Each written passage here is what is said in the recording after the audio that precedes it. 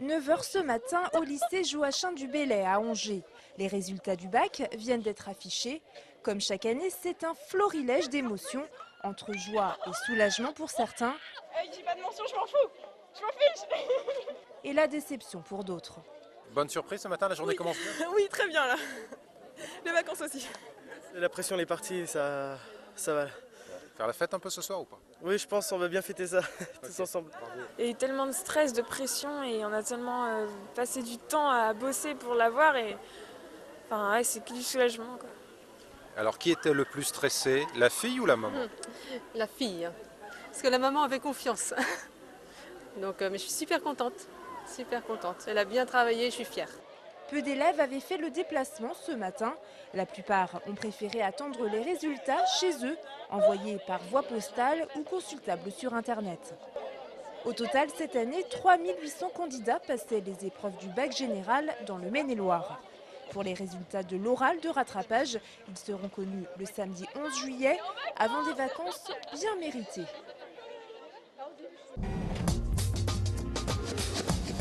Les lycéens qui viennent de décrocher leur baccalauréat intégreront peut-être dans quelques jours une université d'Angers qui a choisi le passage aux responsabilités et compétences élargies. Ce dispositif, voté vendredi par la majorité du conseil d'administration de l'établissement, entrera en application le 1er janvier prochain. En clair, l'université d'Angers, qui disposait jusqu'alors d'un budget annuel de fonctionnement de 27 millions d'euros, a décidé de gérer et surtout de payer elle-même ses 946 enseignants-chercheurs et ses 659 personnels administratifs. Grâce à une dotation d'État de 87 millions, son budget annuel atteindra ainsi 114 millions d'euros. Le passage d'un emploi à un autre en niveau, en compétences, en catégorie, va se trouver considérablement facilité. Alors vous imaginez bien que pour mettre en œuvre notre politique d'établissement, aussi bien sur le plan de la recherche que de la formation, eh bien tout cela va s'en trouver grandement facilité.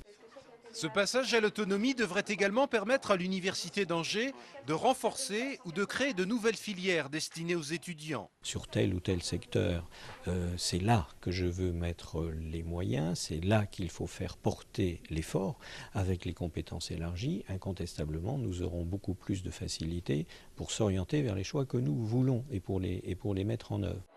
Au total, 37 universités françaises fonctionneront sur ce mode autonome au 1er janvier prochain.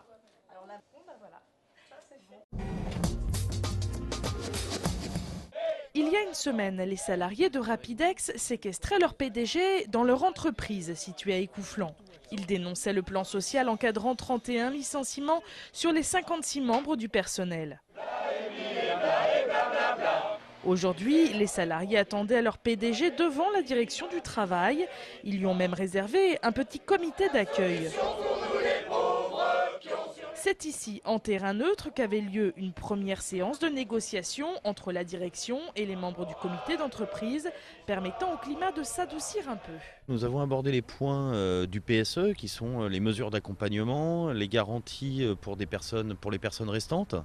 Mais également, nous avons abordé les questions supralégales, d'indemnisation supralégale pour les personnes qui vont être amenées à partir et qui vont se retrouver donc sans emploi dans les mois à venir. Donc là, on sent qu'il y a une réelle volonté d'écoute de la part de la direction et de dialogue. Donc espérons que cela se confirme demain. Demain matin, les discussions entre direction et membres du CE continueront, toujours à la direction du travail. Je ne quitte ni Angers, ni les Angevins, ni le débat municipal.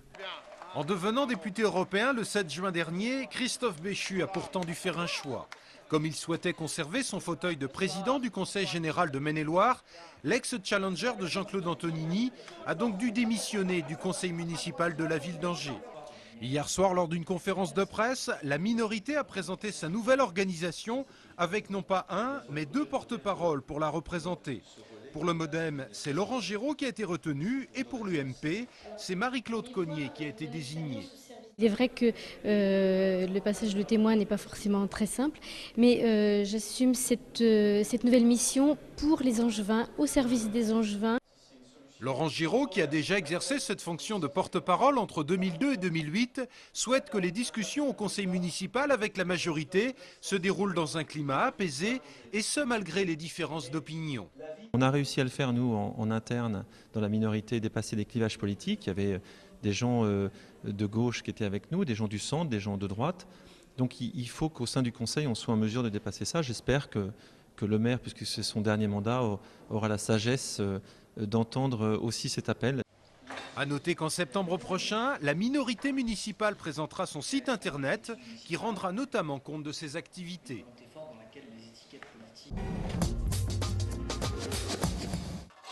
Bonne nouvelle pour François Cacheux. Le célèbre sculpteur angevin d'adoption vient de remporter une importante commande de la ville de Montpellier. Il va devoir réaliser 10 bronzes en pied de 3 mètres de haut. Les sculptures représenteront 10 hommes et femmes qui ont marqué l'histoire du XXe siècle. L'artiste âgé de 86 ans est ravi. C'est la plus grosse commande qu'il n'ait jamais eue.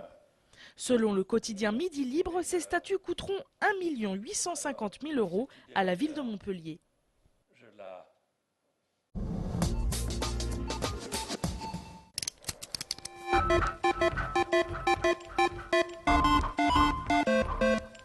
À voir ou à revoir cet été dans le Forum du Théâtre Le Quai, l'exposition Les Tubes, une série d'installations plastiques autour d'un objet commun, le container portuaire.